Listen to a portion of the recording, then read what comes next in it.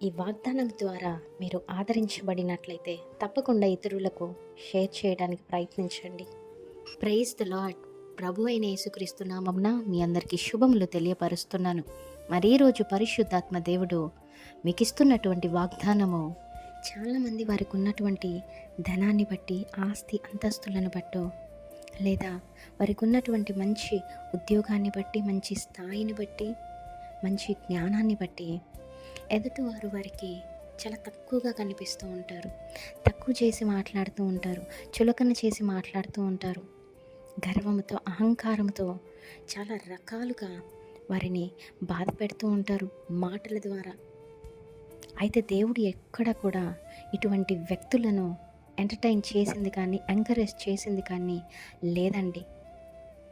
ఎవరైతే తమను తాము హెచ్చించుకుంటారో వారిని తగ్గింపబడతారు అని లేఖనము సెలవిస్తూ ఉంది. ఈ వీడియో చూస్తున్న మీలో ఈరోజు అటువంటి వారు ఎవరైనా ఉంటే దయచేసి మారటానికి ప్రయత్నించండి. హంబుల్గా ఉండటం నేర్చుకోండి. ఎదుటివారితో కైండ్గా మాట్లాడడము ప్రయత్నించండి.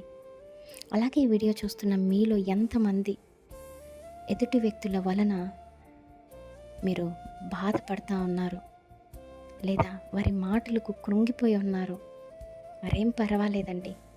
మీరు మిమ్మల్ని తగ్గించుకున్నంత మాత్రాన ఎక్కడ కూడా మీరు ఇదైపోరు. దేవుని దృష్టిలో మీరు హెచ్చింపబడతారు. మరి ఏ సందర్భాల్లోనైనా అక్కడ మీ తప్పు ఉన్నా, అక్కడ మీ తప్పు లేకపోయినా మీరు తగ్గించుకున్నట్లయితే, మీరు దేవునికి వదిలేసినట్లయితే అట్టి వారిని ఖచ్చితంగా వారి ఎదుటనే దేవుడు మిమ్మల్ని గొప్ప చేయడం మొదలు పెడతాడు. ఉన్నతమైన స్థానంలో, ఘనమైన స్థితిలో మిమ్మల్ని ఖచ్చితంగా దేవుడు నిలబెడతాడు అని మీరు నమ్మండి. మరి ఈ యొక్క లేఖనము సెలవిచ్చిన దాన్ని బట్టి మీరు నమ్మినట్లయితే తప్పకుండా ఒకానొక రోజు మిమ్మల్ని దేవుడు గొప్ప చేస్తాడు, ఘనపరుస్తాడు. Amen. Praise the lord. Have a great day.